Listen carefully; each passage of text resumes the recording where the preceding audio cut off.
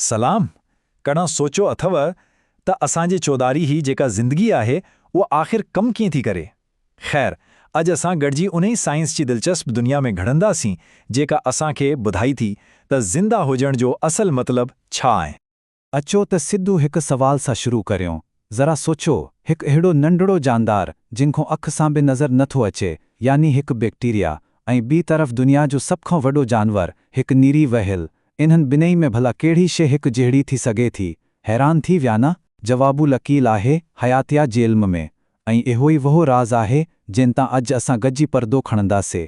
ठीकु आहे त असांजो अॼोको सफ़र कुझु हिन तरह हूंदो।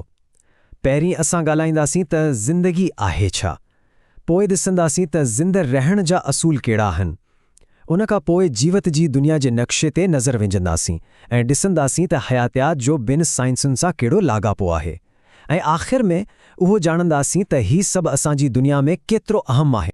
चलो त पोइ अचो पंहिंजे पहिरीं हिस्से जी शुरुआत करियूं। सवाल बिल्कुलु सादो आहे, ज़िंदगी असल में आहे छा?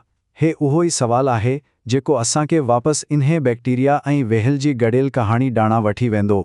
सभ खां पहिरियां अचो त हिन लफ़्ज़ जी बिल्कुलु सादी तारीफ़ ते नज़र विझूं।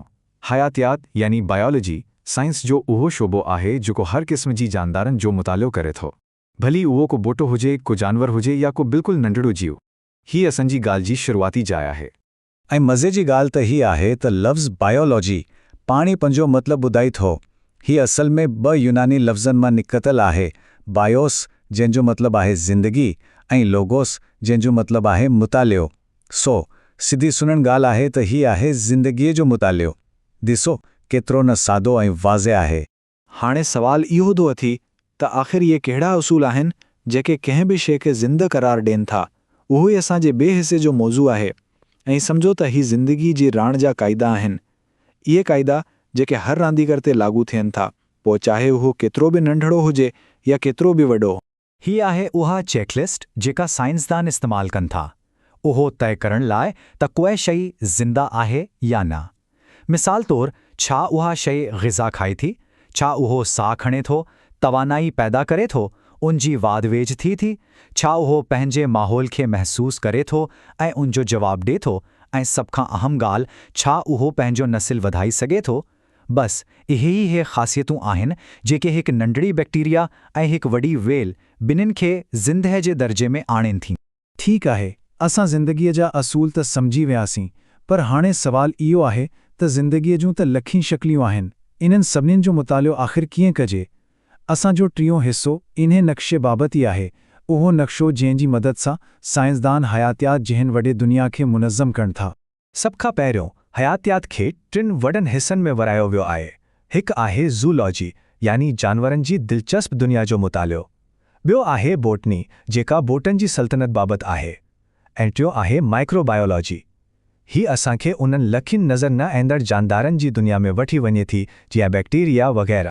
पर ॻाल्हि रुॻो हिते ख़त्म नथी थिए। असां अञा बि वधीक गहराई में वञी सघूं था, जीअं त मॉर्फोलॉजी जेका जानदारनि जी ॿाहिरी शक्ल ऐं सूरत जो मुतालो करे थी। वरी आहे एनाटॉमी जेका अंदरूनी बनावट खे ॾिसे थी। उनखां बि अॻिते वञो त सेल बायोलॉजी आहे जेका ज़िंदगी जी बिल्कुलु बुनियादी इकाई यानी सेल जो मुतालो करे थी। ऐं फिज़ियोलॉजी असांखे इहो सम्झाए थी त ही सभु हिस्सा गॾिजी आख़िर कमु कीअं था करनि। ऐं पोइ कुझु शाख़ूं अहिड़ियूं पिणु आहिनि जेके असांखे वॾी तस्वीर ॾेखारनि थियूं। मिसाल तौरु टेक्सोनोमी जेका जानदारनि जी दर्जाबंदी करे थी, यानी उन्हनि खे ग्रोहनि में विराहे थी। वरी आहे जेनेटिक्स जेका विरासत जी राज़नि तां पर्दो खणी थी। एनवायरमेंटल बायोलॉजी असांखे जानदारनि ऐं उन्हनि जे माहौल जे विच में नाज़ुक लाॻापन खे सम्झाई थी। ऐं पोइ आहे पैलियंटोलॉजी जेका फॉसिल्स जी मदद सां असांखे माज़ीअ जी दुनिया जी झलक ॾेखारे थी। हाणे असां अची पता आहियूं पंहिंजे चौथे हिसे में। हिते हिकु अहम ॻाल्हि सम्झण जी आहे त हयातियात को अकेलो सब्जेक्ट न आहे। इहा ॿिनि साइंसुनि सां गॾिजी कमु करे थी। ऐं जॾहिं इहे इल्म पाण में मिलनि था त पोइ वाक़ई हैरतअंगेज़ नतीजा साम्हूं अचनि था। मिसाल तौरु सोचियो त छा थींदो जॾहिं फिज़िक्स हयातियात सां मिलंदी। नतीजे में ठही थी बायोफिज़िक्स। इहा साइंस आहे जेका असांखे एक्सरे ज़रिए जिस्म जी अंदरि झाती पाण में मदद ॾिए थी, या वरी कार्बन डेटिंग ज़रिए हज़ारनि साल पुराणनि फॉसिल्स जी उमिरि ॿुधाई थी। हे फिज़िक्स जे क़ानूननि जो हयातियाती दुनिया में हिकु शानदार इस्तेमालु आहे। अहिड़ी तरह रियाज़ी यानी मैथ्स, उन खां सवाइ बि हयातियात अधूरी आहे। हिकु नयो शोबो आहे बायोमैथमेटिक्स जेको शुमारियात जा तरीक़ा इस्तेमाल करे थो तजुर्बनि मां मिलंदड़ डेटा खे सम्झण लाइ, उन्हे जे बग़ैर तहक़ीक़ जा सभु नतीजा रुगो बेमानी अंग अकरई रहिजी वञनि हा। ऐं पोइ अची थो शायदि सभ खां अहम मिलाप केमिस्ट्री सां। बायोकेमिस्ट्री असांखे ज़िंदगी जे बिल्कुलु बुनियाद में वठी वञे थी। हीअ असांखे उन्हनि कीमियाई जुज़नि यानी मॉलिक्यूल्स जिणो खां प्रोटीन ऐं कार्बोहाइड्रेट्स जी बारे में ॿुधाई थी जिन मां असां ठहियल आहियूं। इहा असांखे ॿुधाई थी त असांजा जिस्म आख़िर कहिड़ी शइ मां ठहियल आहिनि ऐं इहे कमु कीअं था कनि। हाणे अचूं था पंहिंजे आख़िरी ऐं शायदि सुभ खां अहम हिस्से दाणे। सवाल उहो आहे त ही सुजो इल्मु असां लाइ आख़िर एतिरो अहम छो आहे। ॾिसो, हयातियात सिर्फ़ किताबुनि या लेबॉरेटरी जी साइंस नाहे, उन जो असांजी रोज़मर्रा जी ज़िंदगीअ ते सिधो सियो ऐं घरो असरु पियो थो। ज़रा सोचियो, ज़राअत में बहितर फसल पैदा करणु, फिशरीज़ में मच्छीअ जी पैदावार वधाइणु, बायोटेक्नोलॉजी ज़रिए इंसुलिन जहिड़ियूं ज़िंदगी बचाइणंदड़ दवाऊं ठाहिणु या फॉरेस्ट्री ज़रिए पंहिंजनि क़ीमती झंगनि जी हिफ़ाज़त करणु, इन्हनि सभिनी शयुनि जी पोयां हयातियात जो ई इल्मु कमु करे रहियो आहे।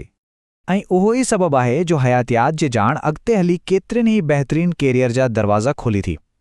चाहे उहो मेडिसिन ऐं सर्जरी जो शोबो हुजे, ज़राअत ऐं बाग़बानी हुजे, या जानवरनि जी पालना ऐं मुख़्तलिफ़ क़िस्म जी फार्मिंग हुजे, हिन इल्म जी ज़रूरत हर हिंद पवे थी। इहा ॻाल्हि सोचण ते मजबूर करे थी त अॼु जी जदीद साइंस असांखे इहो ॿुधाई थी त ज़िंदगीअ लाइ पाणी केतिरो न ज़रूरी आहे। बिल्कुलु इहा ई ॻाल्हि क़ुरान पाक में बि चई वई आहे त असां हर जानदार शइ पाणीअ मां पैदा कई। हीउ वाक़ई हिकु अहिड़ो नुक़्तो आहे जिथे साइंसी हक़ीक़त ऐं क़दीम हिकमत हिक ॿिए सां मिली वञनि थियूं।